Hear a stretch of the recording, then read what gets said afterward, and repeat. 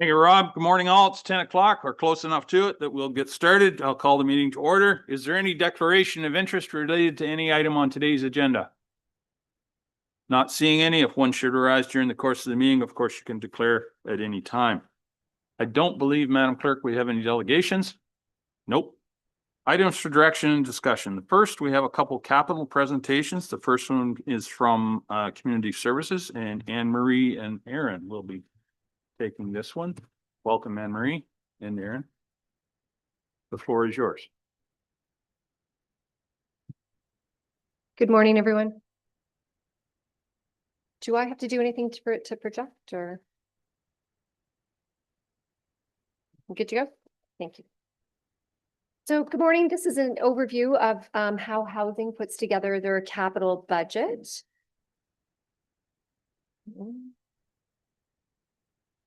Okay, so today we're going to talk a little bit about our assets that we have in the housing department, how we evaluate, how we do our project estimation and selection, what funding sources we have, how we ensure that we're on track for budget, and also looking at any energy efficiencies or major future projects.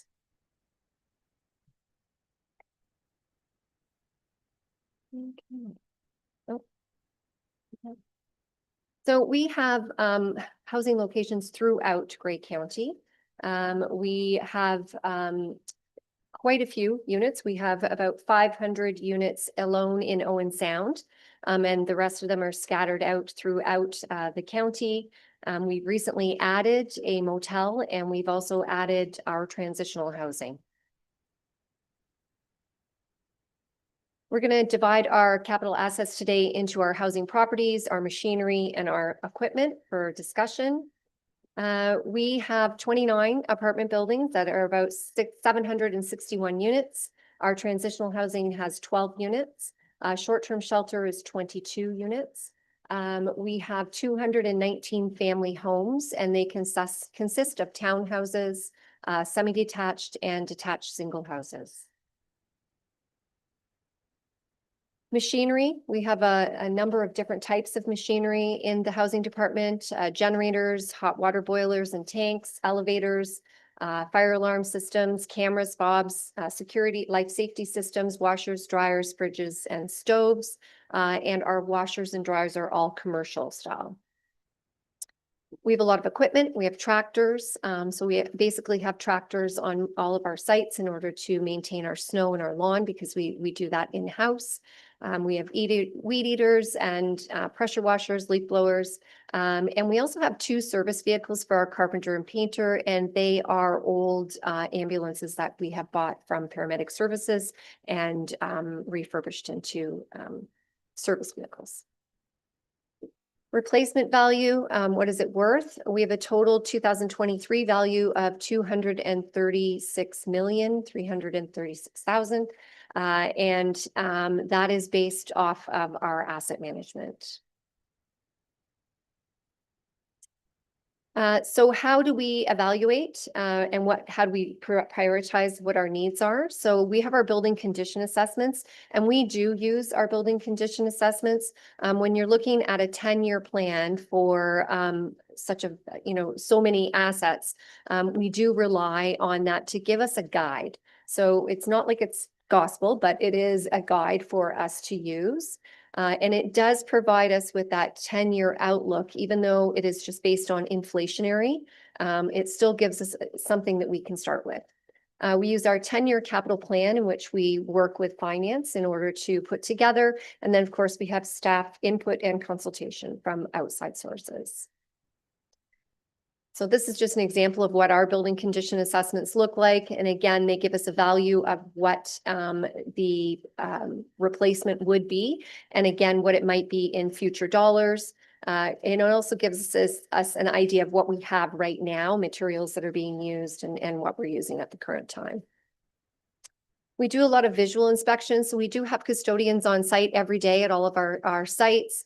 We have property supervisors that look after any of the maintenance, operating, any concerns that might happen with the building.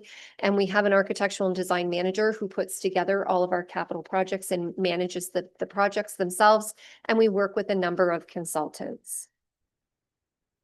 So for cost estimation, if we're looking at our 1 to 2 windows, so for instance, things that we're going to be doing in 2026 or 27, we would look at previous year's tenders. So for instance, tenders, especially since COVID, have changed quite a bit. So we saw steel going up and now we see steel coming down. So we have a look at what those tender results were over the last few years. We use square foot calculations for things like roofs, parking lots, concrete flooring, that sort of thing. We also look at, so for instance, steel, we know that there's tariffs on steel. So when we're putting out our RFP right now, we would ask that Canadian steel be used. So we look at some of those ways in order to maintain our costs. We use unit costs for determining bathroom and kitchen rebuilds. So for instance, we had a kitchen rebuild done 2 years ago and it came in at this price per unit. Then we would look at pricing that or something similar to it. We also do use a consultant expertise for things like air makeups or elevators. Obviously, we don't have anybody in-house that can do those, so we do go out and get the expertise for that. And we ask our local suppliers about costing. We have a lot of great relationships. We're a big customer in a lot of our areas, so they're good to let us know what the trends might be. If there's doors, or they see a cost that, you know, storm doors are going to rise in the next year or something like that. And we will often adjust our calculations or sometimes even our projects based on local input. When we're looking at that 3 to 5 year window, again, we're relying more on that building condition assessment. It's really difficult to determine what a price will be 3 years out. So we'll look at what that inflated or that inflationary rate is. And then we'll also look at the trends. So we know right now if, you know, steel was up 2 years ago and it was already beyond the rate of inflation that was already guesstimated for 5 years from now, then we will look at that and we'll make notes on why we're making some of those changes. And for 6 years to 10 years, we basically do use our unit pricing. And then again, putting in any of those projected labor costs that we might see based on trends. So it's really a guessing game from the 6 to 10 year. And that's why we do focus more on our year 1 and year 2 when we're looking at costs. Now, when it comes to determining what needs to be done, we'll often prioritize based on what we're seeing in our units. So for instance, we may have a roof that we thought might only have 2 years left, but it's looking okay. And over here, we've got a roof that we thought might have 4 years, and we're reporting issues with it. Any equipment that we're having issues with. So for instance, if we have an HVAC and we look and we think, okay, we've had this amount of dollars in repairs in the last 2 years, we should probably move that up. And yes, our windows will probably last another year, so we'll move those forward. So we do look at what is going on in the building, and that's the nice part about having someone in the building every day, is that, and management there every week, that there is going to be things like that recorded, so we can easily figure out if there's anything that needs to be changed. And we also sometimes have emergency situations that come up. We might have an elevator that goes down or something like that that may end up costing us some funds too. And again, we look within our year if we can make it work or if we can find parts to get us through to the next year and put it back into the budget for the next year. Our funding sources are levy, provincial funds, federal funds, and reserves. With our levy, we have an average increase of about 7.91 over the last 10 years. That's our annual increase. And that does allow us to maintain the repairs that we need to do and still remain and still keeps us as flush. If we didn't have that increase, then we would not be able to maintain the buildings that we are the way we are. And we would also see, a decrease in the value of our housing. Provincial funding, the Canada Ontario Community Housing Initiative does have a component of it that we can use for either new development or capital repairs. It's around $5,000 to $7,000, $500,000 to $700,000 a year. So it does give us a bit of money. That money changes from year to year, depending on what we get from the province. It's also supposed to be used for our nonprofits. So it's stretched over all of the many units that we have. It's not a lot, but it does help out. And we did use some of this safe restart funding for our air makeup unit replacements. A lot of our buildings were built in chunks. And so, you know, we have timeline chunks. So we have a lot of things that always come up at the same time. So when you've got 8 roofs that all need to be done within a couple of years and 8 air makeup systems that need to be done, the safe restart funding was a great asset for us. Federal funding, these are one-time dollars. The Canada Mortgage and Housing Corporation had a project out for affordable housing repairs. So we did apply and we were successful in obtaining the funds. They pay for 30% of the overall funding in the 2 years that we're using it. So that's did cause us to move up some of the projects, knowing that we could get 30% of them funded by the feds. That fund does not exist anymore. And reserves. So we do have a number of reserves. We have our capital renewal and replacement, our computer reserve, our affordable housing fund, which is the 1% per year that's put into it for development. And we have our Golden Town capital renewal and replacement. When we took over Golden Town in 2018, it came with a reserve, and we're still using that for the repairs that are at those 3 buildings.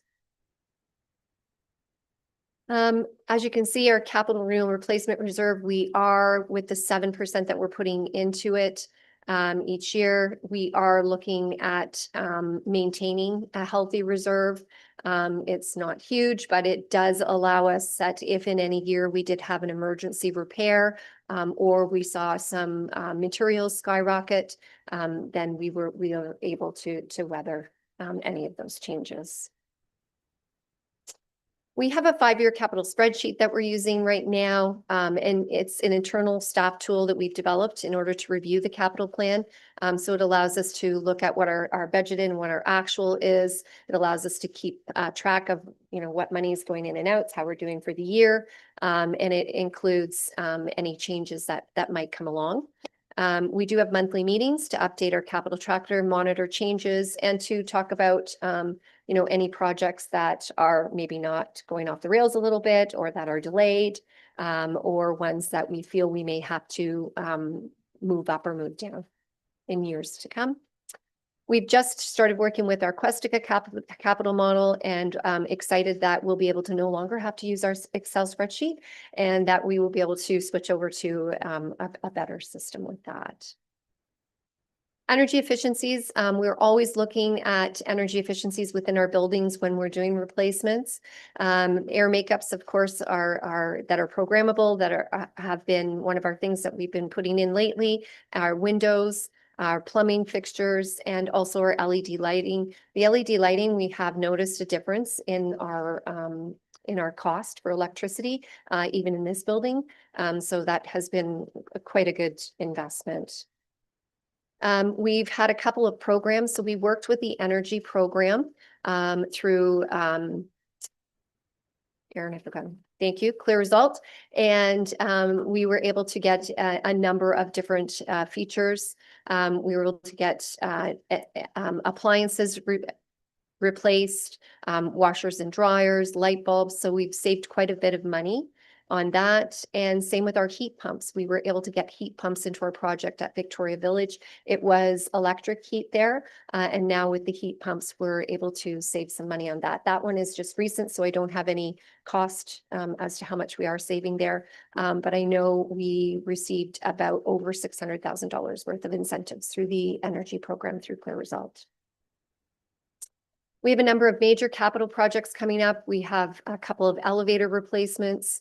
We have, it is 2 elevators that are being replaced at our high rise. They are original to the building and definitely in need replacement. We have a kitchen rebuild. We have in-suite radiators in which we're looking at putting new ones in, and window replacements coming up. So these are our 2025, 2026 larger capital projects that we have going. Some of our risks, so locally, local contracting capacity, sometimes there isn't always the availability right away for some of our needs. So that continues to be a bit of a risk for us. Obviously, supplier timelines, trying to get some parts, especially if they're not made in Canada, can often take time. Some of our external stakeholders, we don't always have control over their timelines or who might be coming to our buildings. Unforecasted requirements, code requirements, elevators are famous for new codes coming in, and then we have to have somebody come in and make sure that we get up to code. And of course, we can't always foresee those, so they're not always budgeted. So those are sometimes things that have an impact to our budget. Finance related funding approval timelines from the province can always be a challenge. When it comes to some of our budgets, we just received our COCHI allocation last week. So of course we didn't know it in order to be able to budget for it this year. And inflationary pressures and of course, recently tariffs. And I'd be happy to answer any question. Thank you, Anne Marie. Lots of things go into the decision making. Councillor Nielsen. Thank you very much, Chair. Just a question regarding like unit turnover and inspections. We're saying we have a manager on site who's inspecting the building. Are they able to, I guess my question is, do they only enter the units when there's a complaint or call service made? And then two, when it comes to budgeting, is it just a reserve that we have in terms of the turnover? And just if you can explain that, thanks. So it's part of our operating actually. So if it's one of our apartment buildings, we have an operating line for turnovers, and we do annual inspections of all of our buildings, and we do have a maintenance request form for someone to put in. So if it's something small that our custodian can go in and do, they will, but often maybe it could require a plumber or something like that. So that does come out of our operating. We base that based on previous years. So in the last 3 years, we spent this much. We're hoping that we're only going to spend that much at that time. So that is how that's done. Any other questions from the committee? Councillor Greg. Sorry if the question has been asked already, but the increases in the 10-year capital projections, are those already accounted for in the asset management plan increased that we've already accounted for in the levy? Or is that proposed new spending above and beyond those already built-in increases in the AMP? Sorry, that question would be then for this as well as the tourism and economic development is similar.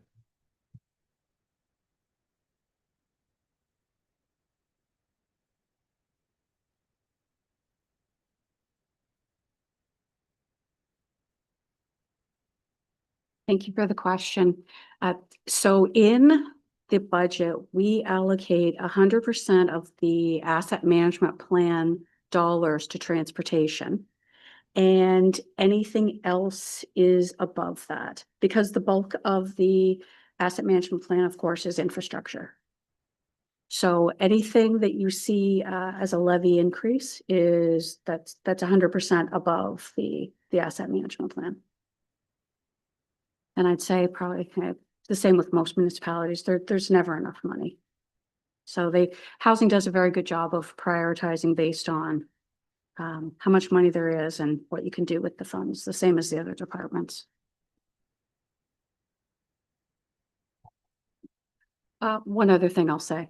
So Anne Marie mentioned in her presentation the transitional housing units and the supportive housing units. So the one over by Salvation Army and the former motel down the street. Both of those were not in the 2023 asset management plan because they did not exist. So those will create a change when we present the next asset management plan. So I don't know if it's been asked yet, but when we look at increases of 7%, 10%, 22%, 10%, 7%, has it been asked at what point we can't afford that? And can staff report back to council as to what 4% or 5% per year would look like. Because those are just simply unsustainable increases. And what happens after the 10 years? Do we stay on a continuum of asking the taxpayer for another 7%, 9%, 10%? Because there's a lot of taxpayers in Grey County would say that's just not something that we can sustain. And we had incredible growth numbers at the County of Grey since 2018, and it is expended. And at some point, I think we've got to come to a discussion about evaluating that 10-year capital, the 3-year capital, the 5-year capital. And we assess it like you would assess a bridge in your own municipality. You would take a look at your bridge inspection report, and many municipalities have said we can't afford it. Some municipalities started closing bridges 30 years ago. But I think at some point we have to have a discussion about what we can afford. And that's not to speak ill of the report or the efforts of staff. You're doing a great job with what with the resources you have, and operationally trying to contain the budget increases as best you can. But when it comes to okaying as a budget committee, those types of projected increases, I think it behooves us to have a much greater discussion and much more insight into just the extent of those expenditures, because I think there's a reasonable discussion to be had that those increases are just not sustainable and affordable. Thank you, sir. Despite the fact that we're not building a budget today, those are good questions. The presentation was simply to demonstrate how the request is determined and what might be needed to maintain our buildings or our assets at the current state of repair. Once we get to the budget, that's when those questions need to be asked and the answers given, I would suggest. But good questions, but maybe not deeply diving into that today. So I'm going to go across here and I'll come back to you. Is that all right? Or do you want to? All right, go ahead. My only follow-up to that, I would agree with largely, but it does leave staff in a very difficult position to be able to pivot in the moment without having any sort of preparation time to give options or further insight to council. Once you're into the budget process and you're right into that document, it's just hard, I think, for anyone to exert that type of flexibility in the moment to respond. But that would be my only comment there. Okay. Councillor Mackey and then Councillor Nielsen. Thank you, Chair Millen, and through you to Anne Marie. The heat pumps that have been installed, there are some issues with them. Can you just talk about the evaluation process, how long that is to make sure that the cost benefit analysis is in the best interest of the county? Thank you. So yes, so like I said, the heat pumps have only been in for a little bit. We do not pay the heating bills at Victoria Village. It is our tenants that actually pay the heating bills, so the electrical bills. So the idea of it was to bring down that. So far, we have not actually had to pay for the repairs. It has been Clear Result that has been doing any of the repairs that we've had. So I think we're a little probably too early to be able to say what it might be, but it hasn't cost us anything. So at the same time, we're hoping that this will bring down the cost of the electricity for our tenants. And Clear Result it was a entirely free program, and same with any of the concerns that we're dealing with at this point.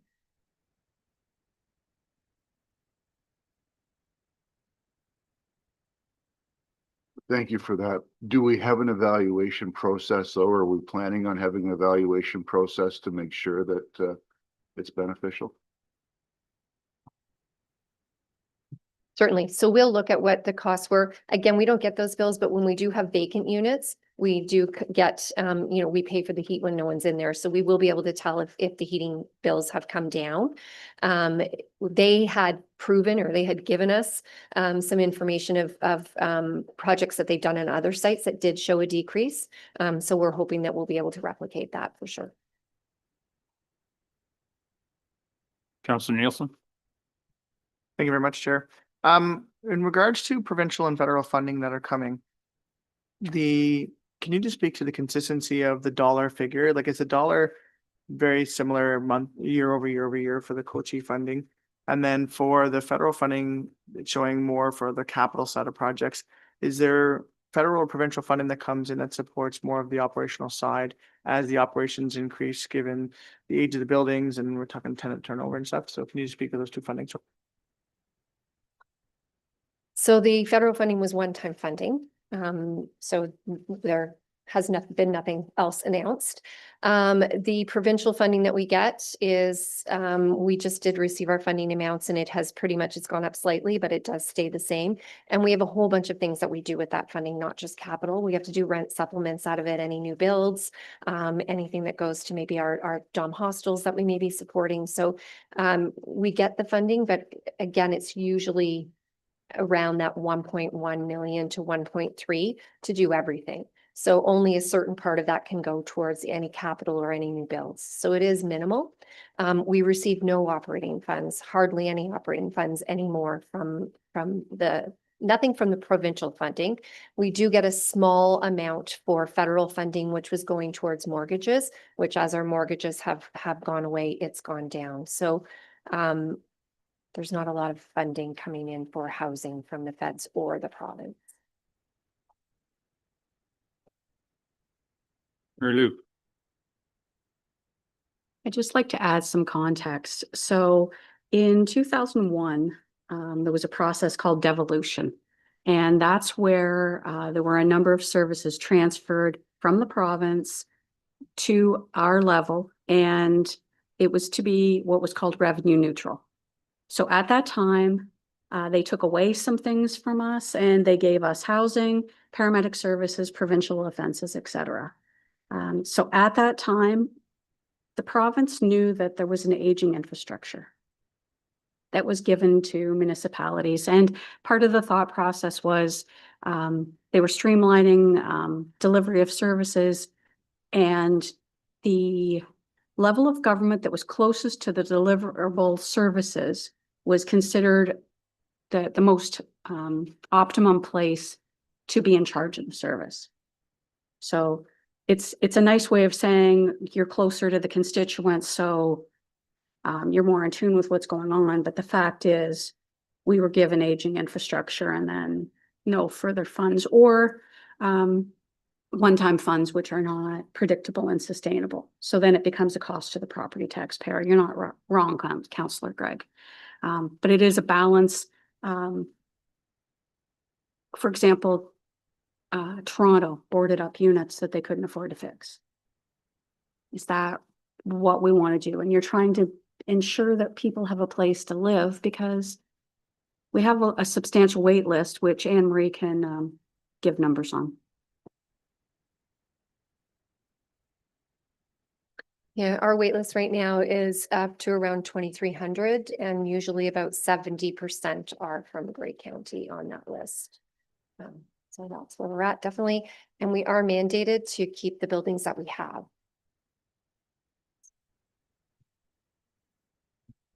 Thank you, Anne-Marie and Mary Lou, for that. Any other questions on this particular piece? Councillor Carlton? Thank you, Chair Milne.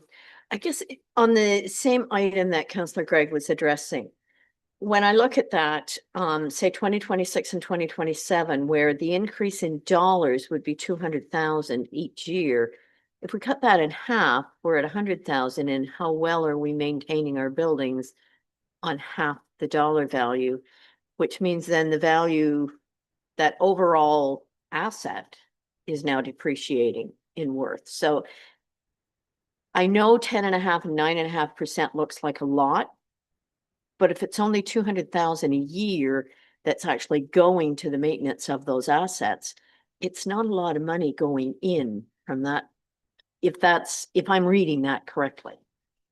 Thank you. And I'd just like to say too, that in previous budgets, when we have had to lower, we have cut our capital in housing.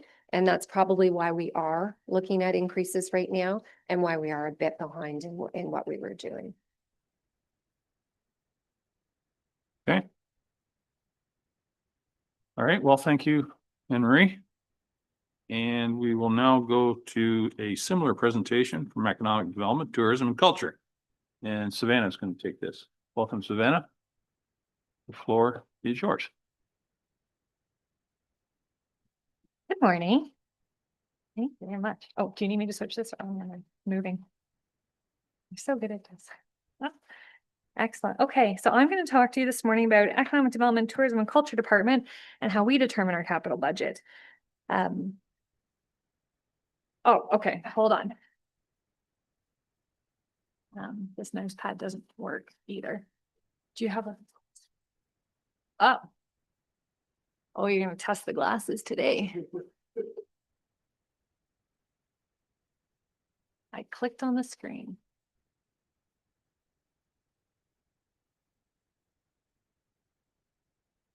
I appreciate you. It always likes to duplicate. Or expand.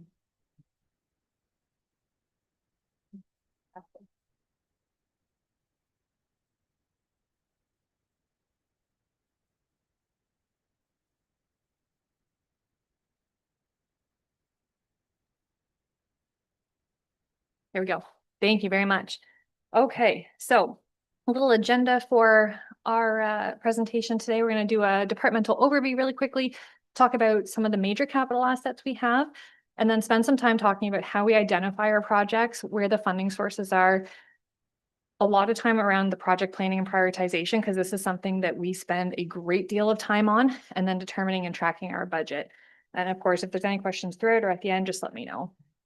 So the Economic Development, Tourism, Culture, EDTC department, we deliver in economic development and tourism. So we include the Business Enterprise Center, which does not have capital, Sydenham Campus, Grey Bruce Local Immigration Partnership, which we had until March 31st of this year. It is no longer under Grey County. It is now with Bruce County. So that will be off of our books beginning next year.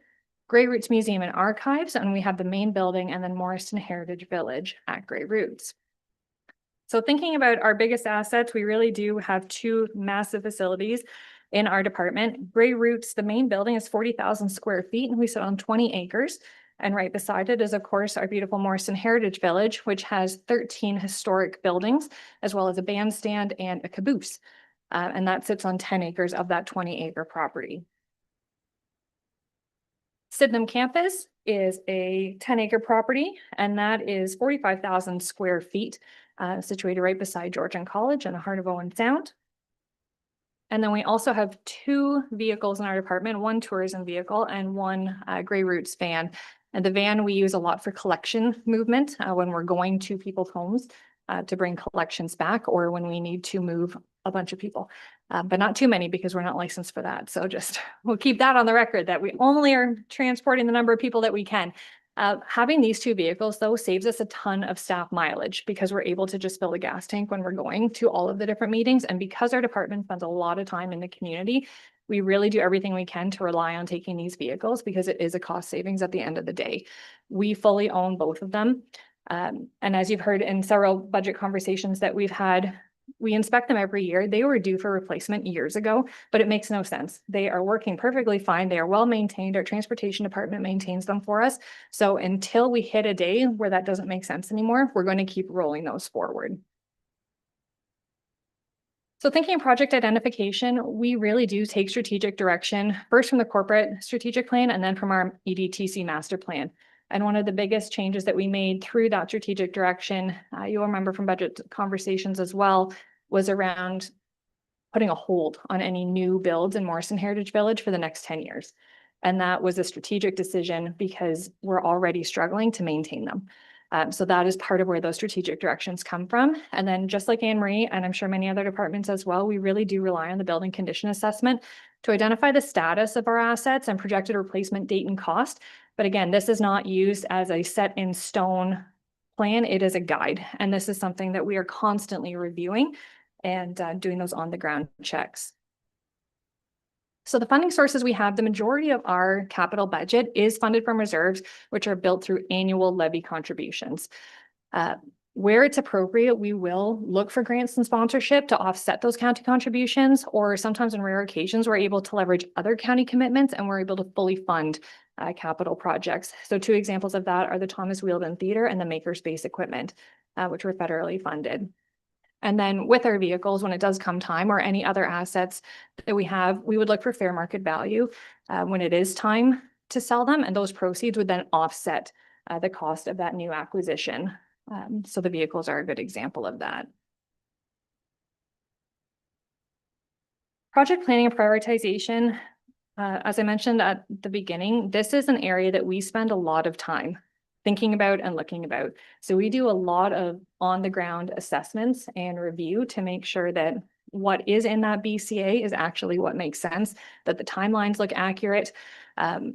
Sometimes things break sooner than anticipated. So I've got a couple examples up here. So the Honda Pilot and our riding lawnmower, they are fine. So we keep pushing those back, even though our assessments are telling us that they should be done now. Our visual assessments and condition assessments that we are doing tells us that we can push those back. But the Sydenham exterior doors, for example, that was in our BCA for a couple of years from now. We had to move that forward because the wind was blowing them open. And that's a security concern when we've got alarms going off at night and staff coming in. Same with the schoolhouse roof, which you've got a report coming back again tomorrow because the roof is failing earlier than expected. So those are being brought forward. Our Grey County Gallery replacement and Makerspace development, those projects were prioritized because we were able to leverage funding. So 50% funding from the federal government for our Grey Gallery replacement. And then with the Makerspace, it was 100% because it was leveraging other dollars that the county had invested in Sydenham. And Grey Roots Reserve contributions, these are something that are continuing to rise. And that really is due to the reality of costing. So when we are doing those ground truth assessments and we're talking to our contractors and we're looking at trends and we're trying to understand what the costs are going to be, COVID kind of broke our good system of understanding that regular inflation, it is not like that anymore. Costs are rising significantly. And now you add tariffs on top of it and supply chain concerns. It is absolutely impacting our ability to look towards the future and figure out what those costs are going to be. So when we're determining our budget, the majority of our capital budget is focused on maintaining 2 facilities. So normally when we think about capital, we think about big, shiny new things, but that's not the reality of what our capital budget is. It really is focused on maintenance and maintaining what we have. So anytime we're looking to add something new, we would be doing a business case to understand what are those future operating and capital budget implications, because it would be net new to the budget as a whole. Looking at our BCA for Grey Roots, there are 86 different line items that are covered in there, and that's between the buildings, the equipment that's within those buildings, things like heat pumps, water softeners, fire, roof. All of those items get captured in that BCA and gives us that kind of line of sight as to where things will go. And for Sydenham campus, we have 66 line items as well. Then we also do annual contributions to prepare for cyclical expenses. So things like gallery updates, riding lawnmower, equipment improvement, websites, because those are expensive.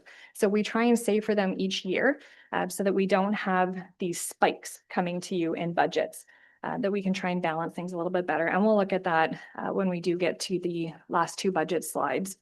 So we do try really hard to maintain a modest annual contribution to our reserves, but it is getting more difficult due to pricing swings. But I do want to make a note too that the percentage increase is deceiving. And I really struggle with percentages versus the dollar value itself, because when you look at the EDTC percent, for example, 2.03% in 2028 is actually $2,300 is what that equates to. The 22.2% increase at Grey Roots in 2026 is actually $22,500. So even though the percentages look large, the actual dollar amounts are low because our overall dollar amounts are low. So that practice of how do we come together to determine the budget, we really are monitoring throughout the year, understanding where the year-end projections might be so that we know it can go into reserve. Looking at that reserve continuity plan so that we can try and save those spikes along the way and keep things as flat as possible. So we're always looking at new estimates and timing, inflation, supply chain, and then what is in our strategy? What are we, supposed to be doing? And assessing future impacts. In years 1 to 3, we do a lot of comparing estimates in the BCA with real-time information. So we get that from contractors, having contractors and staff evaluate. And the one interesting part about our department, which we're very excited to have Aaron in his new role, is that we have 2 large facilities and I don't actually have a facilities manager at all in my department. So I have facilities technicians who can do on-the-ground repairs, but I don't have anyone strategically looking at it. So it's pulling Jill and Steve and me and Aaron where we can. And it's just been a bit of a mucky thing trying to do because we don't have the expertise that we need in our department fully. So that's an area that we are trying to fix through our lean assessments. And now looking forward to Aaron's new role so that we do have that, because one example is with our timelines of things, we were supposed to do another roof at Grey Root this year, Grey Roots. It was the final of the roofs, but because of the issues we had last year and because we don't have a facilities person, we did not do that roof this year because we need to make sure we have the right people, resources in place and plan in place. So it will happen next year. But that's just an example of some of those on the ground adjustments that we're making. And then thinking 4 to 9 years out, as Amory said, it is really hard to know what something's going to be costing next year, let alone 4 to 9 years from now. So they really are best estimates and then looking to that BCA. And the tools that we've had to this point have been a spreadsheet that we are tracking expenses, but we're really excited about the Questica capital modules and what that will do for staff efficiencies in doing this planning. So the last 2 slides here are just captures from what our 10-year forecast looks like. So you can see that 2.03% that I was talking about is in 2028 there for economic development, tourism and culture. And then for Grey Roots, and part of the reason why you see that 22% spike is because through budget 2024, we did make cuts to our capital contributions. And then when we look over the long term, we're actually going in the hole. We don't have enough money to maintain the facility based on those cuts and based on the new numbers coming out from contractors for HVAC, roofs, any of those big scale items, those prices have really gone up. So because of that, we now have to play catch up to make sure that we have enough money to be able to pay for those based on what we know today. So that was just an example that we wanted to be able to point out. But that's the end of my questions. Please let me know. Thank you, Savannah. Are there any questions from the committee? Councillor Gregg.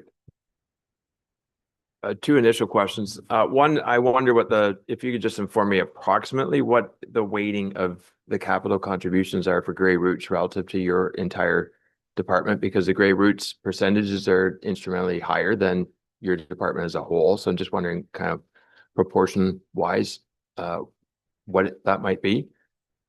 And second question is, you've got some vehicles right now that you've been able to maximize beyond their projected lifespan. Are you continuing with the reserve contributions for those vehicles? In which case we're in a good place, or have we been redirecting those planned reserve contributions for the fleet to other uses? Thank you for your question. Through you, Mr. Chair, I'm going to ask my finance friends to help me with your first question because I actually don't know that off the top of my head, but I'm sure they can help me here. Your second question, no, we have not redirected because that would hurt us at the end of the day when it comes to having to actually buy the vehicle. So those dollars have continued to go towards a future vehicle. Now, what is in there is a future potential for a EV as part of climate change and corporate direction. But we'll also need to wait until we find a time when that price point makes sense, because we need a larger vehicle, because we're bringing a tent with us everywhere we go when we're going to community events and other areas, and we can't fit that in the back of a smaller vehicle. So that's one of the considerations as well. But we haven't done any formal research into what kind of vehicle we'll be looking at down the road, but we are still saving for it so that we don't have to come back and say, we don't actually have enough. Can you help us bump this up?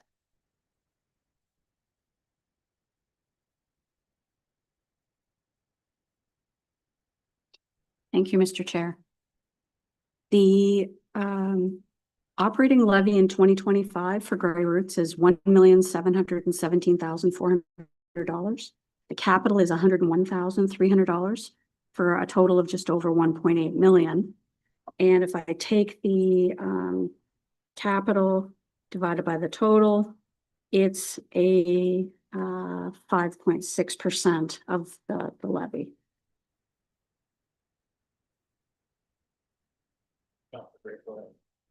No, sorry, let me just clarify a little bit more. If expenditures at Grey Roots were to go up 16% or 22% or 9%, but your overall department goes up only 1% or down 6%, what is the scale in terms of the capital work that's done on behalf of Grey Roots? Like, is it 80% of your department? 90%? 60%? Like, that was the question. Oh, okay. Well, if 100% of your capital requirements were Grey Roots and your percentage goes up 22% for capital needs, then the department as a whole goes up 22%. But that's not the case. The Grey Roots might go up 9 or 10%, but your department's only going up 1 or 2%. So that's what I'm wondering. Sorry, I'll try through you, Mr. Chair. So for next year, for example, 2026, when Grey Roots is looking at a 22% increase, can you see our 2026 overall projection from EDTC? Because that 22% is $22,500 in comparison to 1.5 million of operating, 1.8 overall Grey Roots. And if you add the active tourism component in there, I feel like that's much, much less. So it's not, we're going up 20% in capital. EDTC is not going up 20%. And I think we could probably find that number in the budget, but we'll look for that. Yeah, sorry. Just even comparing those Grey Root numbers that Savan just noted, we're talking just over 1%. So I will assume that it'd be less than 1% for the overall EDTC budget. In 2025, 1% is $758,300. Okay, that answer your question? Good. Any other questions from committee members? Councillor Eccles. It's related to Grey Roots as well too. Yeah, the numbers. You just said, Savannah, you know, the percentages seem high, but the numbers are low. But in this case, maybe the percentages work in your favor, because in the next 9 years, this budget's going up from $100,000 in capital to $231,000, $130,000, about 130%, 125%. In 10 years, the capital budget continues to rise. It's one of those things, yeah. Are we death by 100 cuts here? That's where my concern is. It's not, yeah, it's 10,000 this year, 10,000 next year, 20,000 the next year, 25,000. Yeah, in 10 years' time, I think we're going to look and be the frog. What the heck? The water was kind of cool, and now in 10 years' time, whoa, it's boiling. What happened? That's where my concern is in this, of where we're projected to go as we continue to add and try to maintain what's in there. It was great that we had a lot of donations to get some of those buildings there, but there was no funding to maintain and keep them there in that 100 to 120-year-old state. More of a statement than a question. If I can, Chair, I would still take a crack at answering that statement.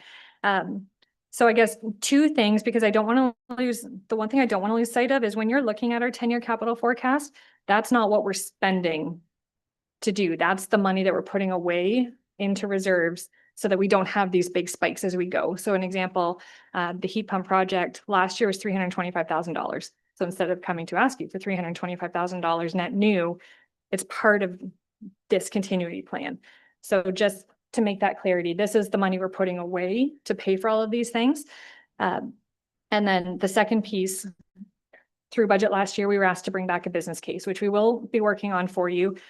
But even in the conversations we've had around the schoolhouse roof, we really as staff are thinking we're going to bring you back a report that says we still can't put dollars away to build, because this is just to maintain what we have.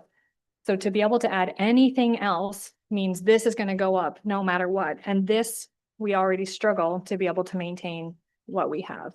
So we will bring that business case back to you. It will likely be fairly short, but we do want to be able to lay out those things so that everybody can understand, for council and for staff too, you know, why this is the reality that we're faced with.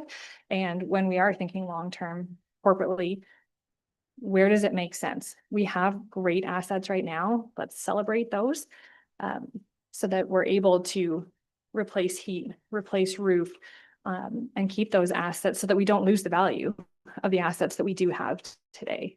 So that has been a serious consideration going through. So what you're seeing here is just reserve contributions, just to maintain what we have on our docket today.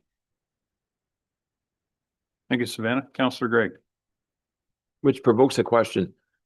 Part of your umbrella is well, tourism is within it, and Grey Roots, we're trying to enhance its tourism capabilities. Right now, when it's tax levy, it's funded. I mean, we're looking at funded by the local taxpayer.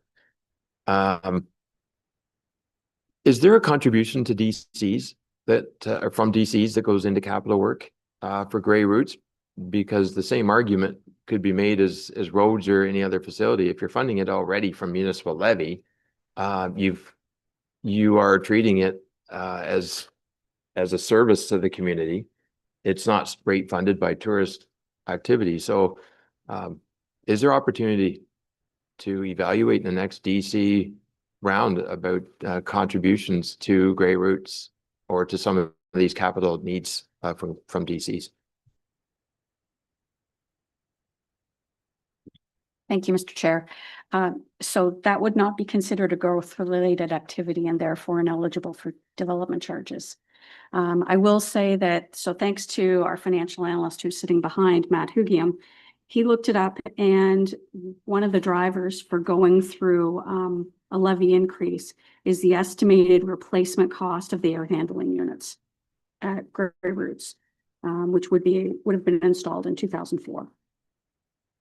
So there's an estimated cost of $1 million, and that's the one significant project that we know that is coming in the next 15 years. Thank you, Mary Lou.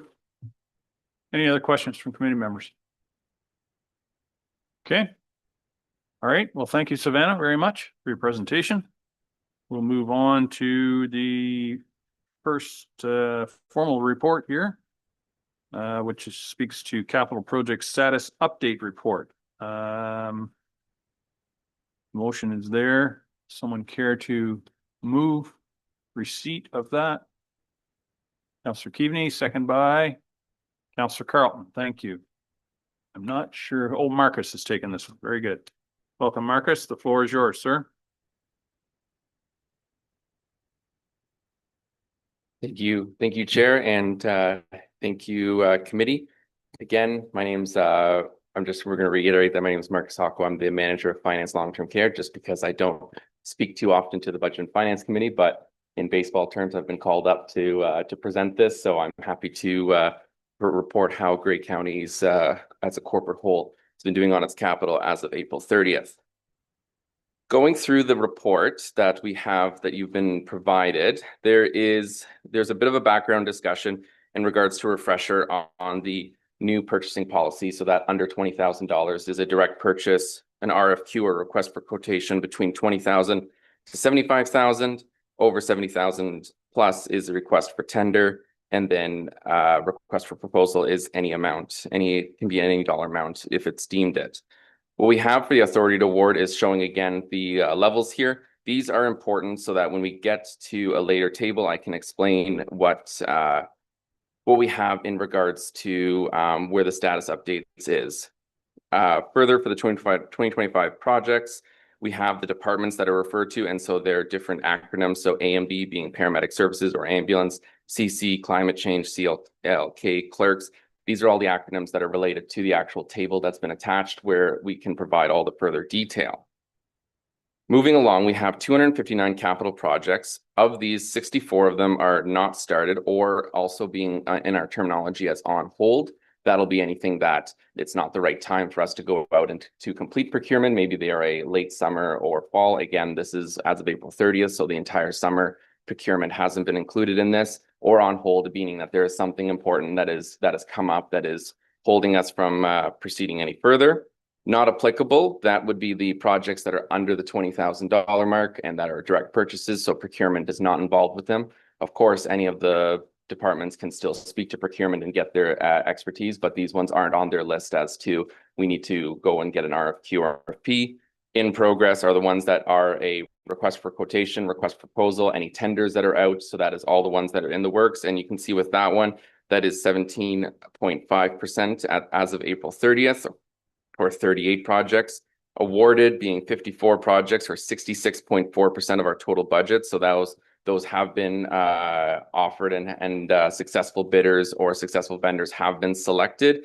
Although not complete, i.e. that the project has not been fully finalized in payment dispersed, or that we've received the assets or capital work in question. And then complete, we have 7 projects, or 0.55%. Again, this is just that no matter I can speak of it very, very clearly for long-term care, but this is a trend for everyone. There is very few things that are Amazon one-day shipping on everything. So even though that we can put out the bid as soon as, and we have with much success with transportation, that when the budget is passed, the tenders are out, but there's not a feasibility that they'll actually have it done by April 30th in this case. So they've been awarded, a lot of our projects have been awarded, or they're in tender. As you can see, that is the bulk percentage of our work here. They are just not at the completion stage yet as of April 30th, which is why that percentage would be so low. So staff continue to monitor the 2025 capital projects and provide updates, obviously, to the committee here with the summary of our purchasing policies and relation to it. There will be another one in the later part of the year to provide further status updates into how we are progressing. Staff in finance as well as with purchasing do work with their respective counterparts to keep them updated, making sure that projects are still ongoing, and that if there is any concerns that they get brought forward, whether that be outside of scope work or if projects in tendering go awry. Moving over to the attachment, this attachment in this report is one of the first reports that has been produced and sped out by Questica. So as an example running along it, the very first one that is on there is AMB 001. So it's an ambulance replacement. The first column will be your project name. Second being procurement status. So that'll be the one where we are involving purchasing. So if it says NA direct purchase, that's the ones that are under $20,000 on an individual level. This one, of course, says in progress. It was awarded May 13th of this year. Estimated completion is May 22nd. So you can see the actual total budget, total committed, and then of course comments that are left by staff included on there. If there is any questions about specific reports or specific projects, I'm happy to answer, and also to redirect to some who are more skilled in their portfolio and department. Thank you, Marcus. And I dare say that you'd be able to answer most questions, if not all of them. I don't want to say you'd make stuff up, but you could answer the question. Yeah. Are there any questions from committee? Councillor Eccles, go ahead, please. You asked about specific line items, and the one that just caught me, MOP-00919, auction fees, gov deals, fees paid throughout the year for equipment listed for online sale is in capital, $8,000. We've only spent 1,134. How does the auction 15% sales fee get stuck in capital? Whoops, the first question and you didn't have an answer. I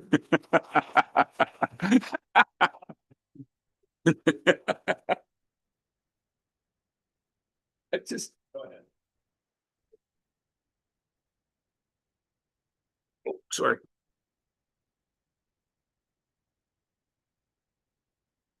The short answer for that is the expense for the equipment is in the capital budget. We fund the difference between the cost of the new equipment and and what we have is sale of proceeds, and the difference comes from the reserve. So if we sold something for 200,000, the auction fee was 10,000, you've got 190,000 to put toward the $500,000 purchase, and the difference between those two numbers comes from reserve. So that's why it's sitting in the capital budget. It's all about the math. Thank you, Mary Lou. Any other questions from committee? Mary Lou. Not a question. It's a question for us to you. This report is a lot of numbers, a lot of lines. And is there anything you would like to see in a future report that we do to reduce that? And we did have, Marcus and I talked yesterday, and I've said the same with Sue and Garrett, some options. We do show you the transfers to reserve. Those are budgeted and they're approved through the budget. Do you really want to see these on that report? Do you want to see a threshold that we only show you approved capital projects or unbudgeted projects that are above $100,000? Currently, we've got it sorted by department for ease of balancing. Do you want to see it biggest projects at the top and the lowest projects at the bottom? I'm happy to take your feedback. I would, and I'm trying to think back to a presentation earlier, it might even been last fall, when the new software was being pitched, so to speak. Is there an ability in there for a counselor to go into that software and search for just what you're talking about, to do that on our own as to however we want to sort those numbers? Is there ability to do that now?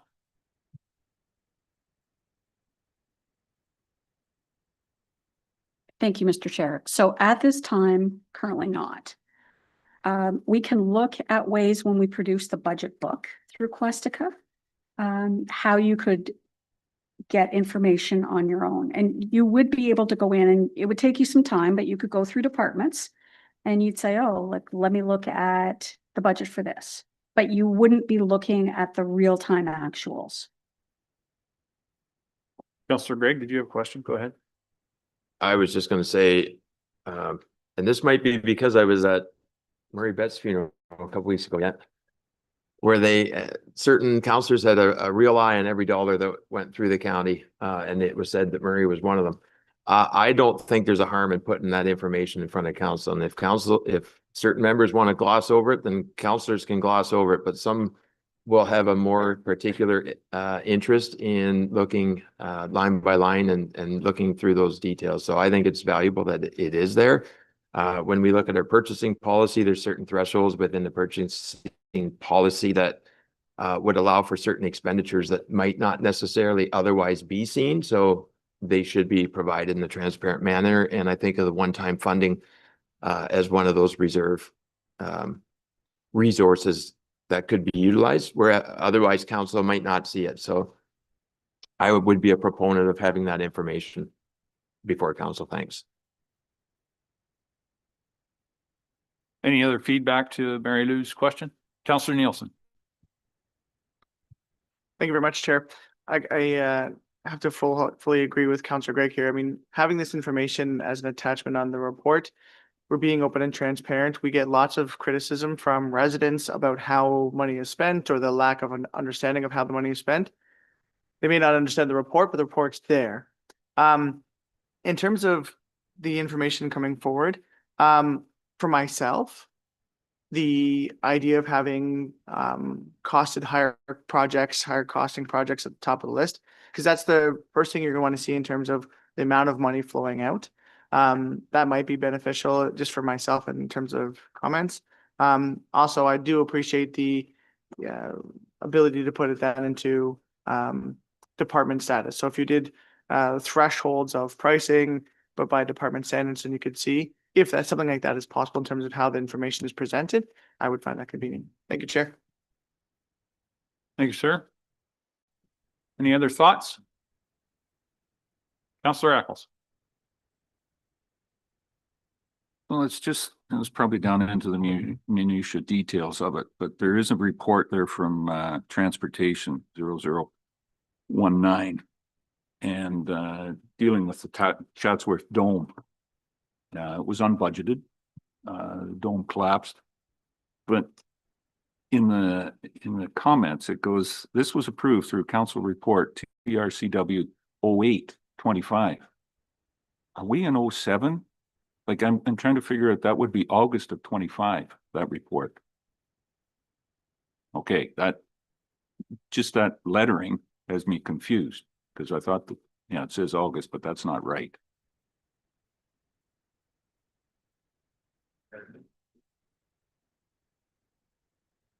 So the reference to TRCW 0825 would mean that was a transportation report brought to committee of the whole. It was the 8th report of 2025.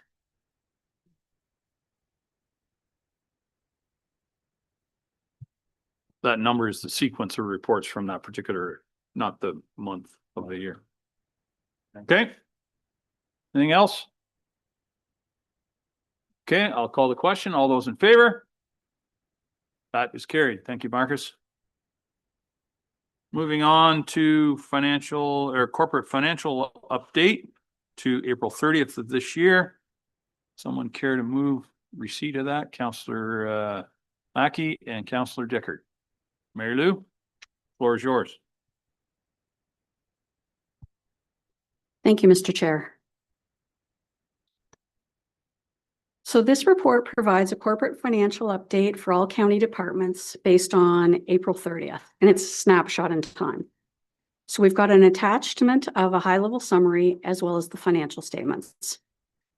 You'll notice that there's some financial entries that are outstanding, and some of that includes reserve transfers. Some of the transfers to reserve have been done because those are budgeted. Transfer from reserve waits until the end of the year till we know the actual amounts required.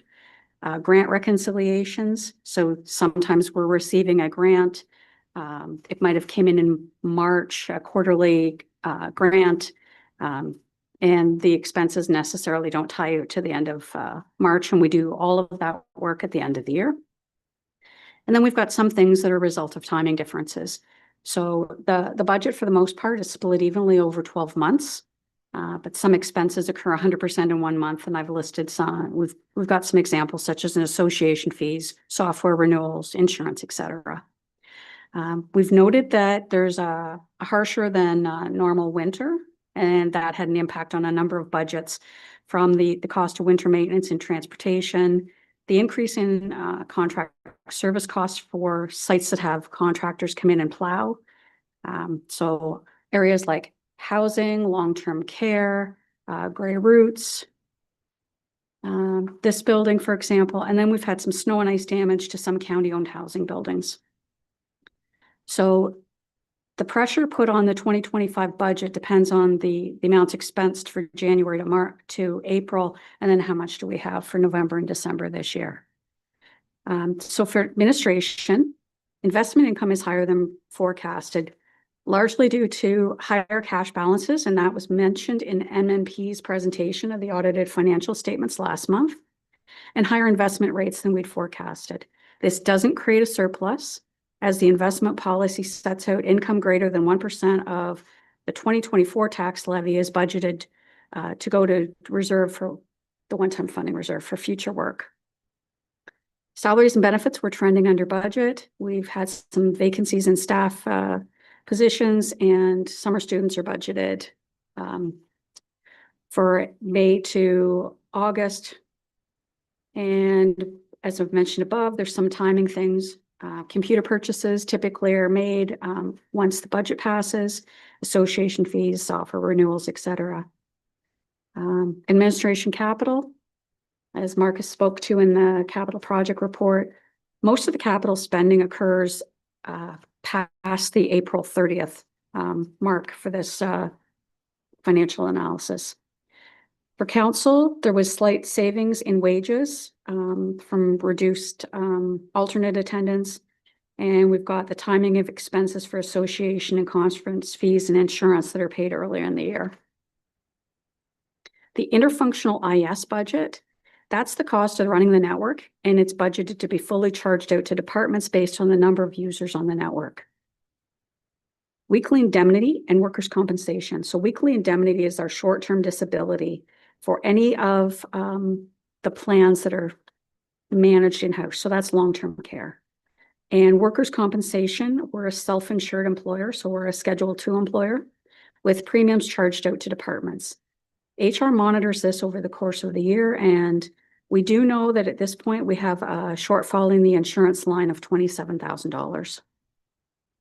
Assessment, this is the cost that we pay MPAC. It has a shortfall of $18,400.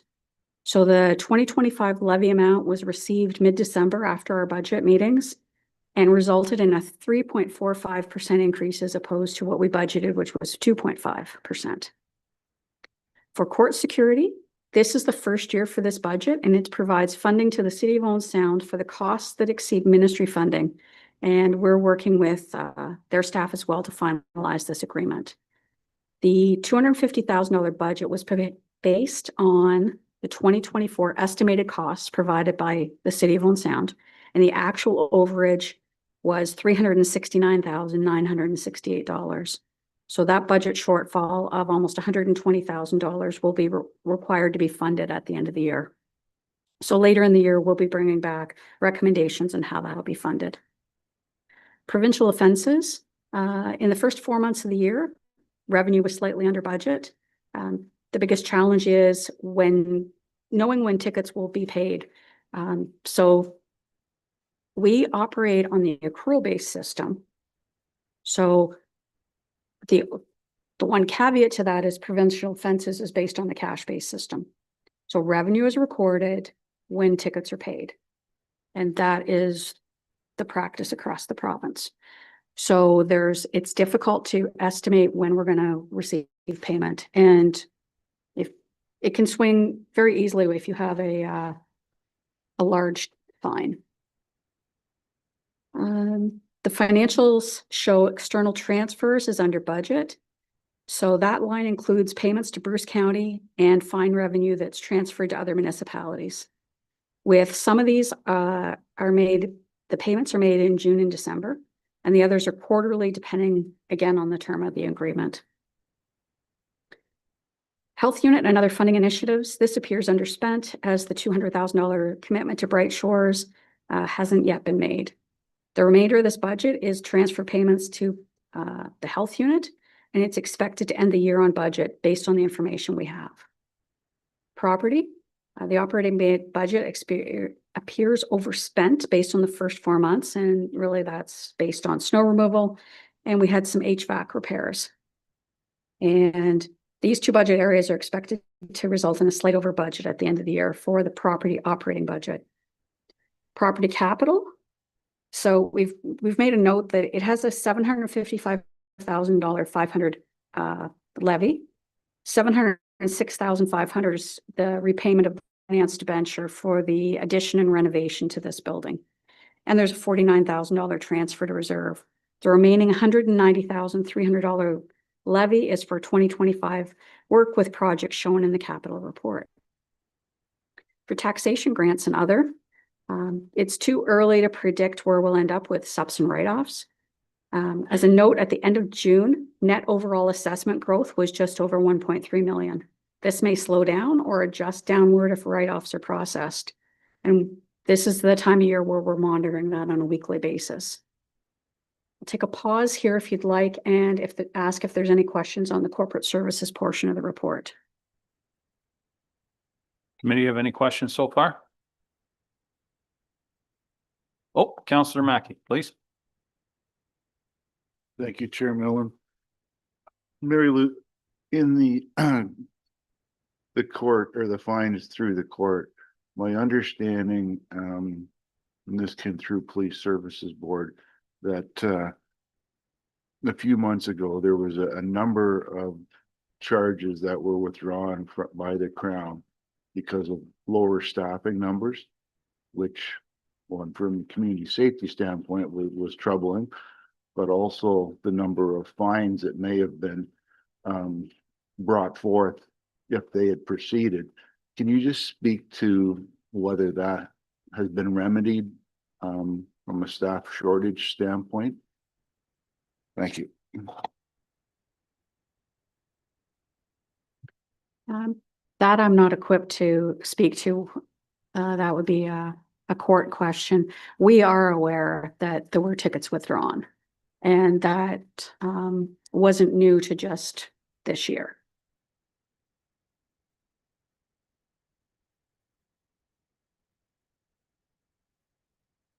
Thanks, Mr. Chair. We were given assurances that it's been remedied. There's been additional staff, but I would just maybe like some of our senior officials at the county to follow up to make sure, because it's certainly concerning that, like, these were stunt driving charges, issues that have been front and center from a safety standpoint for a lot of residents in Grey County. And we were very troubled to hear that so many of these charges had been withdrawn. So I just want to make sure that, if we have any capacity to keep an eye on that, and if we need to advocate with different levels of government to make sure that this doesn't happen again, I think we need to do that. So thank you.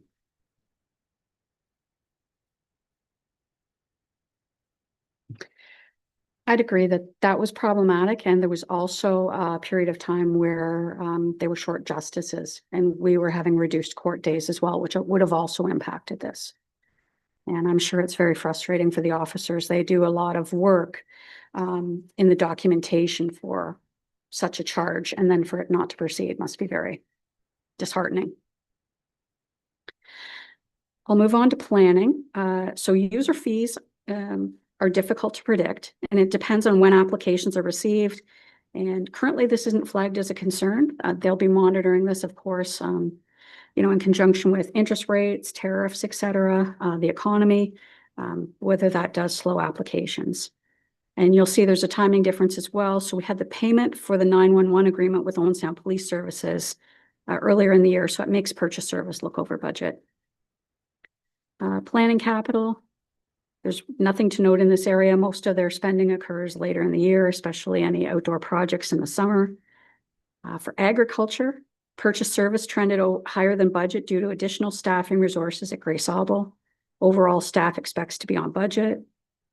Forestry and trails, similar to these other areas, the expenses typically occur in the summer and the fall. We have no concerns at this time, as with the capital work. For economic development and tourism, some variances in revenue attributed to timing of grants. Salaries and benefits reflect over budget due to increased staffing that is covered by grants. And Savannah spoke to some of these things in her presentation. Some salary and budget lines appear over budget, and that was covered by grants that had a March 31st year end. And purchase service appears higher than the year-to-date budget, as the majority of the Grey Transit routes ended March 31st. And there isn't anything notable in capital for those departments.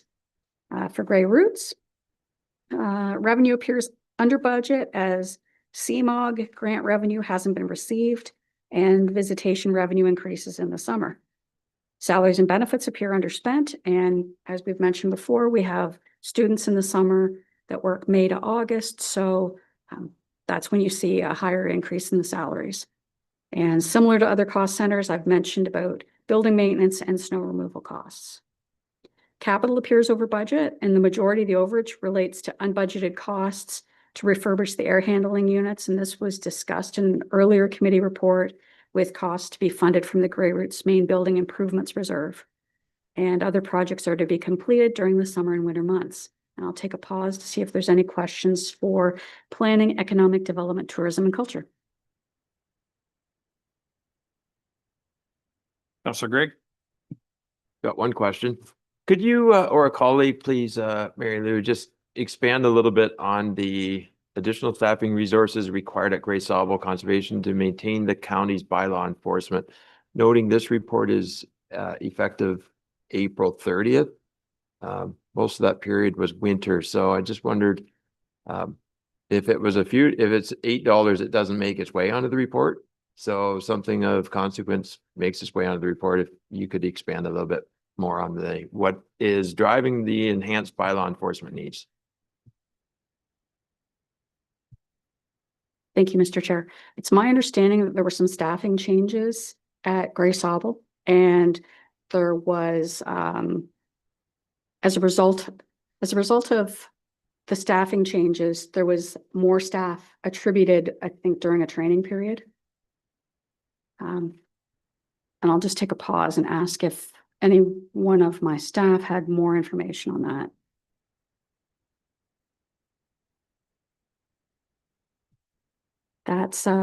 That's what I have at this period of time, but I understand some of that it would be offset through other billings through Grey Sauble.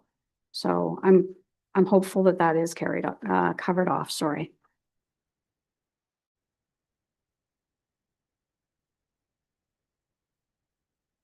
Not seeing any other questions, Mary Lou. Carry on, please. Okay, now we move into the community services portion. So for Ontario Works, it's been noted that the caseload anticipated a 6.7% caseload increase, and up to the end of April, it had been 4.3%. And these are the costs for things like basic needs, shelter, and discretionary benefits. It's noted that this is 100% provincially funded and therefore does not create a surplus. And there's Ontario Works administration expenses reflect lower than budget due to timing. Again, that's not generating any surplus. Capital budget for their computer replacements. Some of that occurs throughout the year. That's funded from reserve. We move into early learning and childcare. Just to comment that the budget and the actuals will not align, as the 2025 budget that we passed at the county level was based on 2024 funding because the 2025 funding was not yet known. Funding is allocated to providers and it won't create a surplus, but it will create a budget to actual variance. So the revenue will vary and the expenses will vary, but it will net out. Purchase service costs are under budget. This increases during the summer months with more families accessing services. And it's noted in the report, there is unspent funding for developing new spaces. It's unknown whether the startup funding will be used, as there's no additional operating funding. So it's easy to understand that you can't start up if you're not going to have ongoing funding. Any unspent funds are returned to the province, and again, that doesn't create a surplus. The capital budget is for the Hanover Early On Center, and it's had legal costs, professional fees. The land has been acquired, and the goal is to procure a builder and award the project in 2025 with work to be finished in 2026. The project is funded from reserve and also doesn't create a surplus. Then we move into housing and nonprofit housing. So housing revenues appear reasonable when compared with the year-to-date budget. Grants and subsidies appear as a surplus, again, due to the timing of payments that are received by from the province, which I've mentioned at the beginning. Tenant revenues appear higher than budget. However, the write-off for uncollectible accounts will be calculated at the end of the year. Overall, tenant revenue appears that it will be higher after that write-off than budgeted. And we've had some home ownership loans repaid. The funds go back to the revolving home ownership program to assist with future applicants with a down payment, as the funding for that program ended. Snow removal exceeds the year-to-date budget, and there were some expenses, as we mentioned in the beginning, related to snow and ice damage. And as a note that unlike the corporate insurance policy where I've said some budgets were over budget as the result of insurance being paid in the first 4 months of the year, housing renews later in the year. And that amount is not yet known. And the budget for property taxes will be evaluated once the final billings from our member municipalities are received. In the housing capital portfolio, the biggest notable in the 2025 budget, we assumed when the budget was developed that restoration work for an apartment building just down the street would be managed in-house. So the budget contained $800,000 for insurance proceeds and $800,000 for costs. Instead, the work is being handled by the insurance company. Therefore, the user fees and the purchase service won't exist. And if we compare against 2024, 2024 saw costs for the unbudgeted purchase of the motel for emergency shelter. And the 2025 year-to-date spending is consistent with most years as the bulk of the expenses occur later in the year. Long-term care, the Committee of Management reviewed its financial update on July 3rd, and it's summarized as follows. So LTC admin, this is allocated out. So this is the cost of Jen's portfolio, and it's allocated out to the 3 homes on a per bed basis.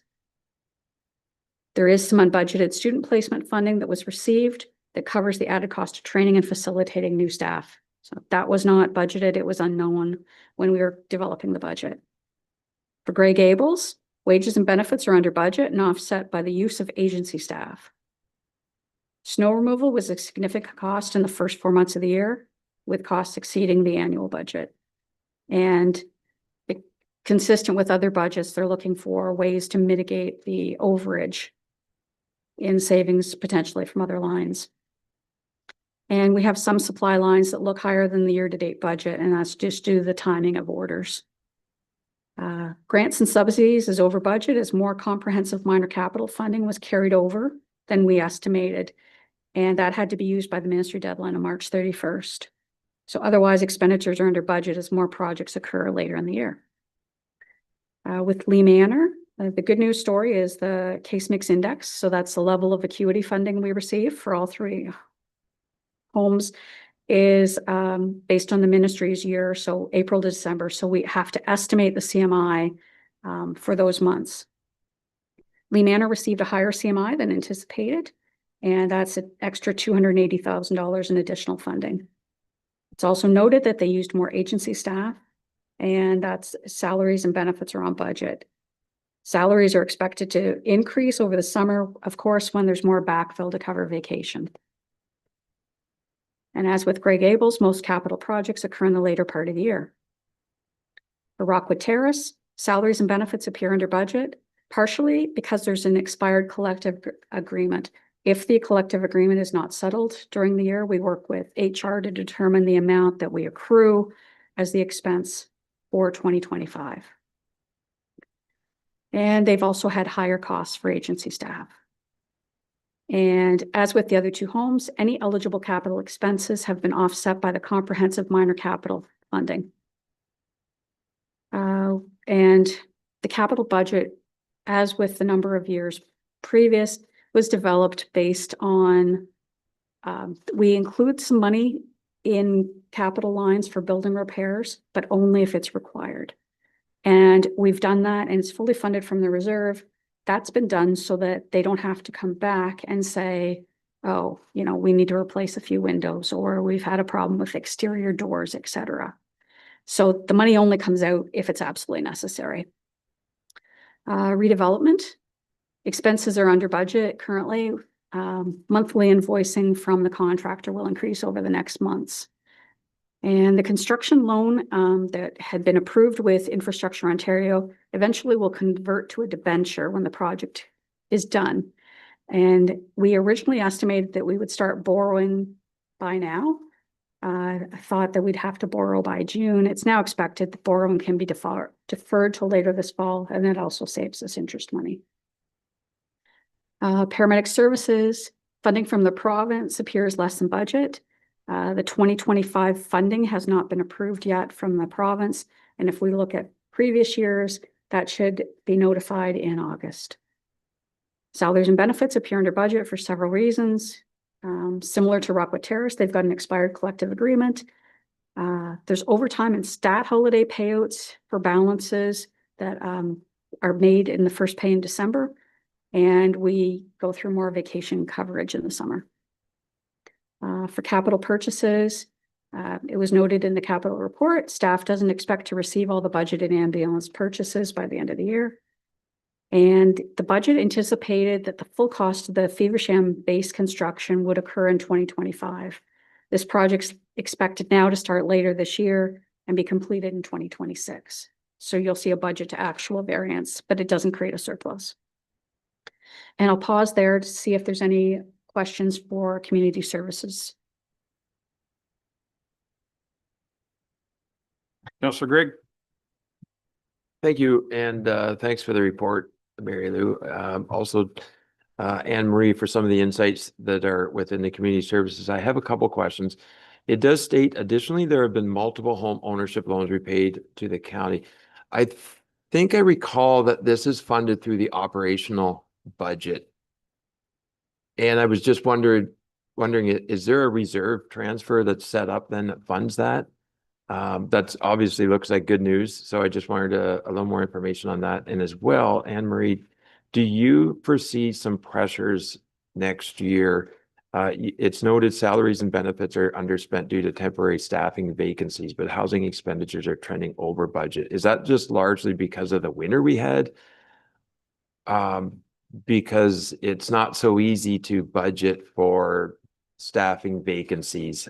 So in 2026, the budget will reflect actual staffing needs. And right now we're just benefiting from some of those gaps that are existing. So a little bit more insight there on that. Thanks. Thank you, Chair. So the first one is our housing, our home ownership loan. So we provide a loan to people when they sell their house, they provide it back. So it just does go into a reserve.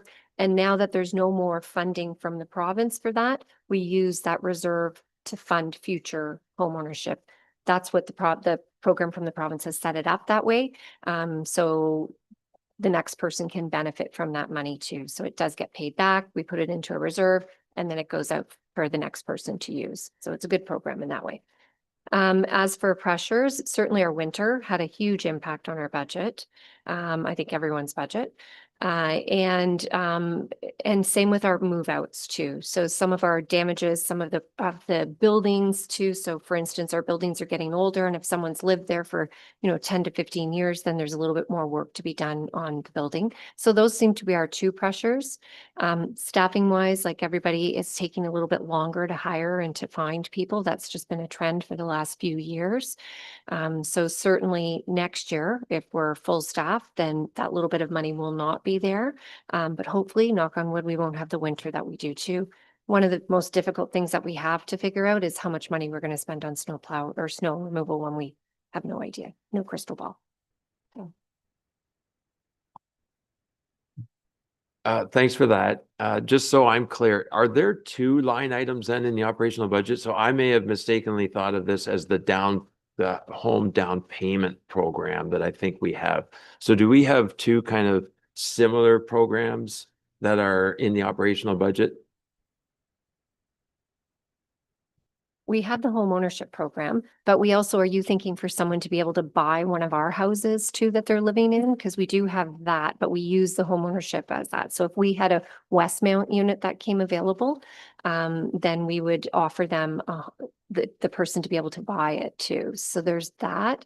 Those are our only two home ownership programs that we have. Any other questions so far? Randy, please. I don't have a question, but I have a response to Councillor Mackey's question earlier in terms of the provincial fences. So there, after conferring with the provincial fences manager, there was one day where the Crown comes over on certain Mondays to be able to deal with Part 3 offenses. These are the more serious offenses. There was one day earlier this year where the Crown didn't have enough resources, so they unfortunately had to cancel and withdraw the entire docket for that day. Staff were obviously aware of that immediately. We contacted the Minister of Attorney General's office. And the following week, there was additional resources that were provided to be able to rectify that. So unfortunately, there was that one day where the Crown, as I noted, didn't have enough resources and had to withdraw some charges, but that's been since rectified. Committee may also recall that this would be over a year ago, we had some shortages in justice of the pieces. That has been also rectified through, again, further discussions with the Ministry of Attorney General. I think there was even an AMO delegation with the minister. And we now have adequate justice of the pieces to be able to maintain the court times that in order to deal with all the provincial offenses charges that we have on the docket. So just as an update and a response to Councillor Mackey's further question. Thank you, Randy. Wouldn't it be nice if every ministry was as responsive? Okay, Mary Lou, please carry on. And last but not least, transportation services.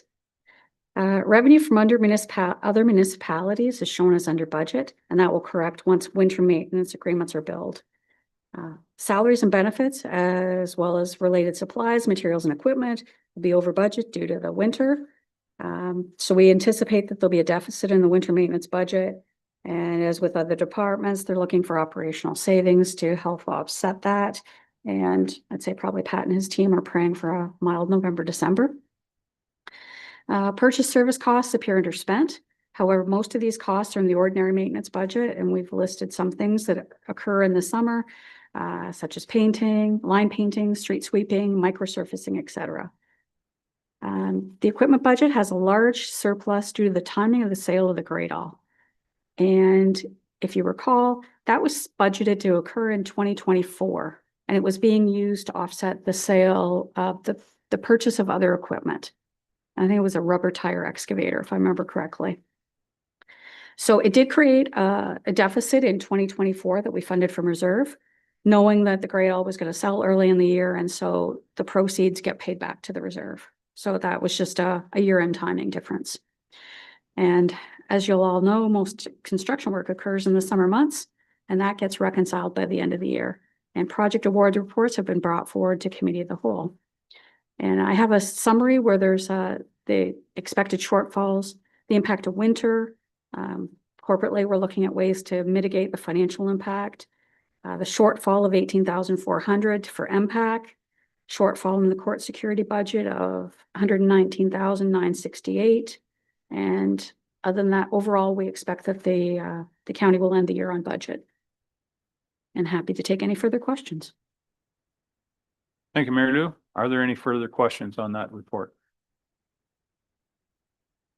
Not seeing any. I'll call the question. All those in favor? That is carried.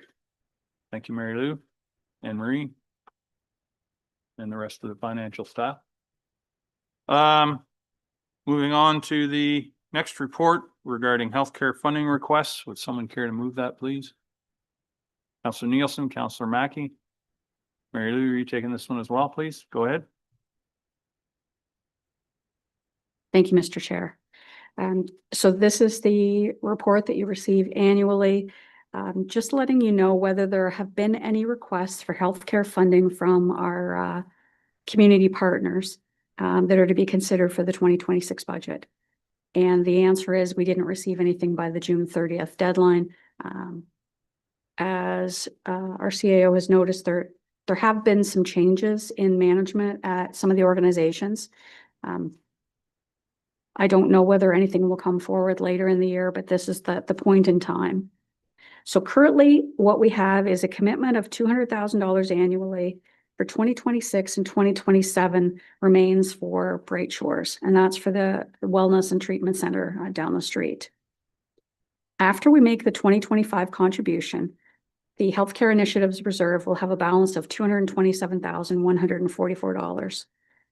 The 2025 transfer to reserve is $209,500. And at this point, staff recommends, based on what we know as far as what's required, and that the fact that we're going into an election year, We all have other budget pressures. We're recommending that the 209,500 be the contribution to the reserve in 2026 and the 2027 proposed budget.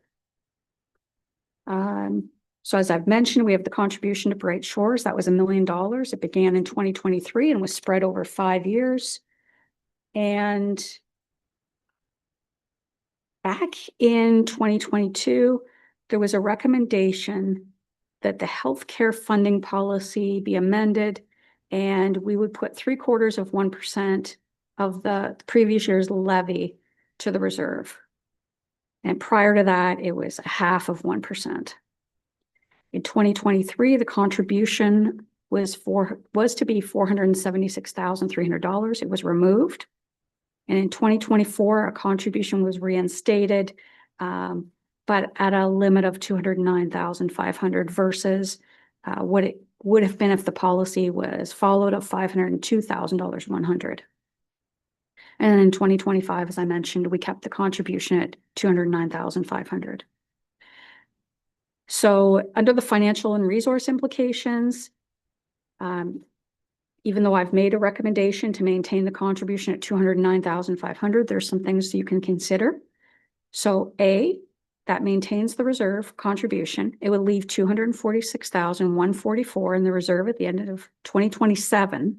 So that's after the contribution ends to Bright Shores, and there'd be no levy increase. The reserve would grow by $209,500 per year if there's no further commitments that come forward and the contribution amount is not changed. If we reinstated the 0.75% of the county levy contribution, this would require a contribution of $568,700 in 2026 and require a levy increase of $359,200. If we went back and we adjusted it to 0.5% based on the 2025 county levy, you would have a contribution of $379,200. And that would require a levy increase in 2026 of $169,700. And I'm happy to take questions. Thank you, Mary Lou. Any thoughts from committee members? Councillor Gregg.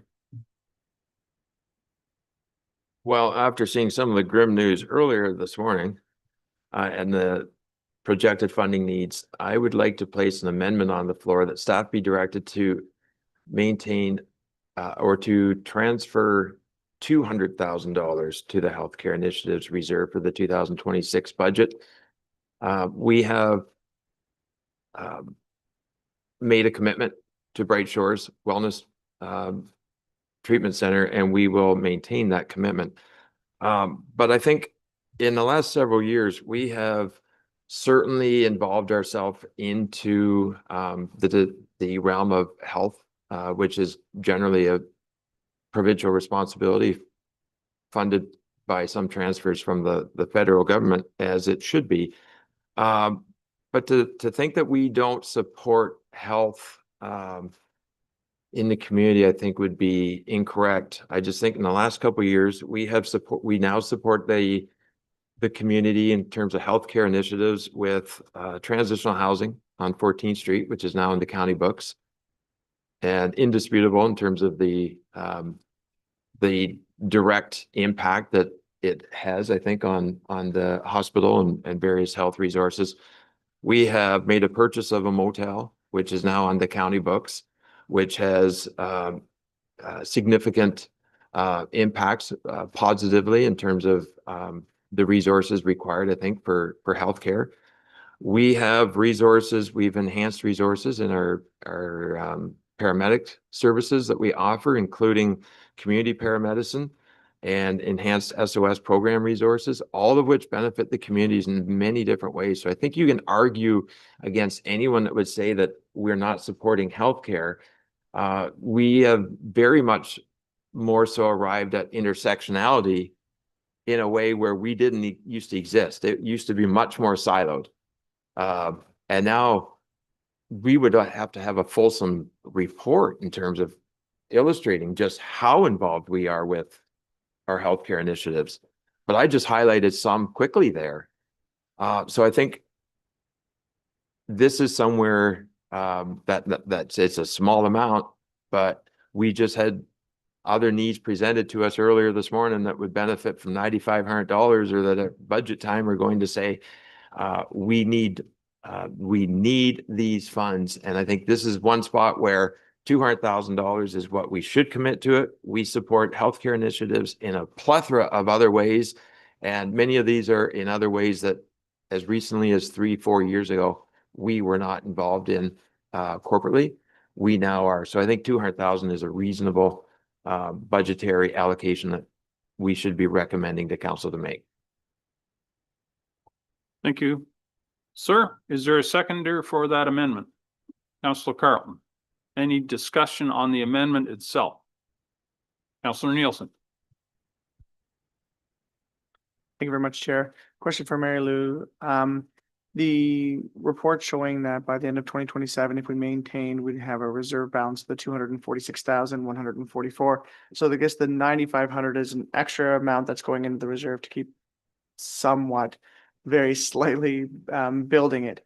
But you're also saying that we haven't had any additional requests other than the Bright Source. So just from your perspective in terms of the reserve balance, if this motion was to go forward, then the commitment is saying 2026 and 2027, we do the 200,000, but then after that, there's no contribution to the reserve. The reserve would stay flat at the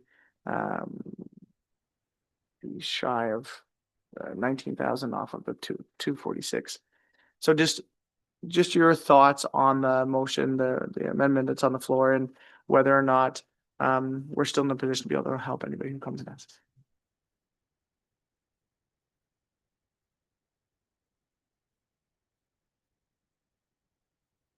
Any future request would be at the consideration of council, and if you were interested in supporting the request and we didn't have enough money for an annual contribution, then we would be looking at ways to fund that. No different than in the past.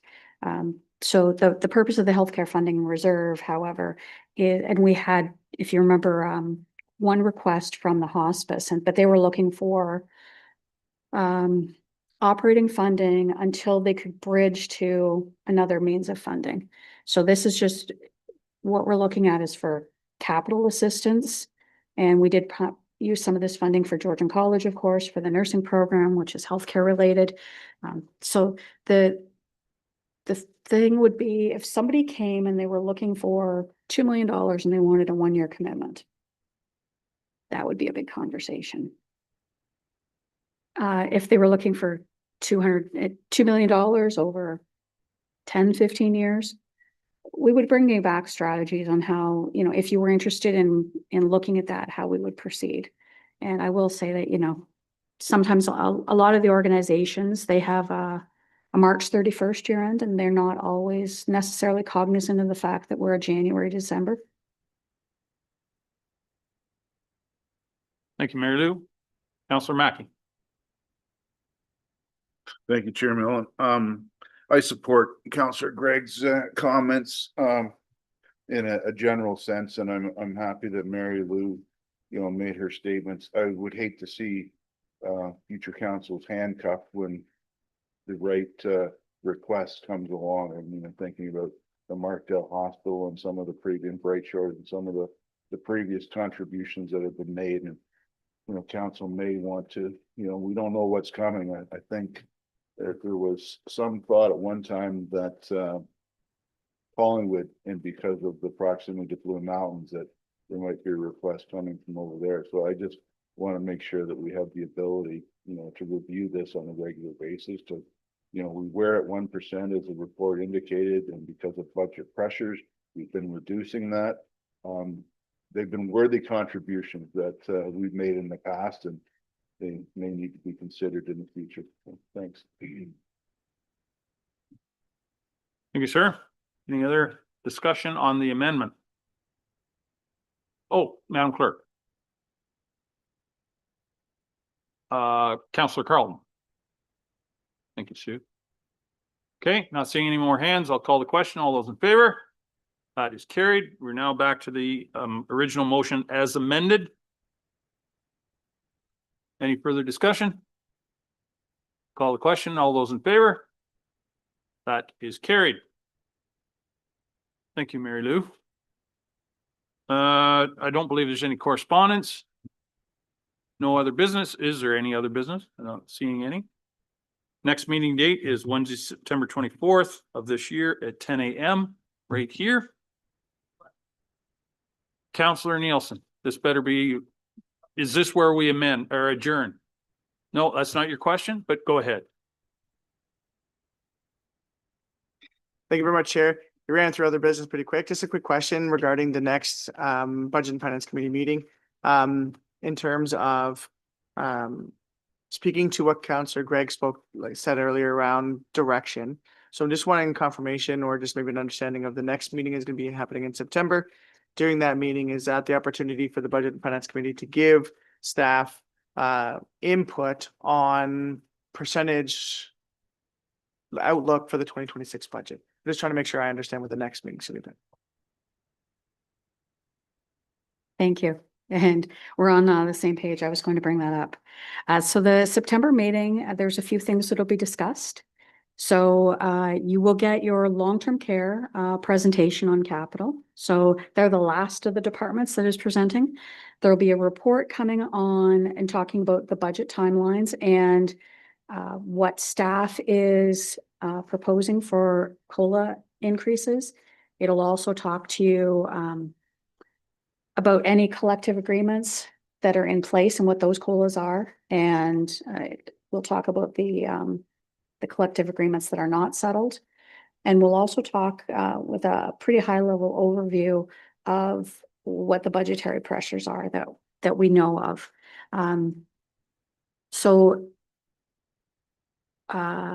Departments are working on their budgets already with their analyst team. They are to have budgets ready for Sue and I to take a look at the same week as the Budget and Finance Committee. So we're going to take a look and we'll go through and ask any questions. And then the following 2 weeks between finance, the departments, Randy and Niall, we're meeting with them all to review their budgets. So the goal is that Stu and I ask as many questions as we can to speed up the process for Randy and Niall's schedule. And so then for the October meeting, that's where we would be giving you an idea of where everything is coming in. So if you recall, we estimated the 2026 budget would be a 6.6% increase after growth. That assumed growth of $1 million, which right now we're above that. It also had to make a number of assumptions on what our partner, the province, would give us for funding. So that will get adjusted to reflect what we know for the funding that has been provided. So what my goal is for the September meeting is I'm giving you enough information on what we've gathered so that, and it'll also include the proposed any FTE increases, sorry. That's the other one I forgot to mention.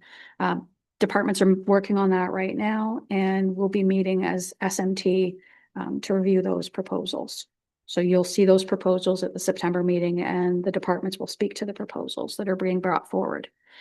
The goal is we give you sufficient information. So what I don't want, for example, is I don't want somebody to come out and give us a target that is unreasonable when, say, 82 to 85% of a lot of the operating budgets is wages and benefits. And if there's a collective agreement that's already set, then you know that the other 17% is like, I'll use long-term care as an example. The other 17% of the operating budget is supplies, heat, hydro, food, not a lot of places where you can generate the savings. So that's what our goal is, that we give you that information so you understand what we're seeing as pressures. Okay. Motion to adjourn. Councillor Cartland, Councillor Nielsen. All those in favor? We are adjourned. Thank you, committee. Thank you, staff.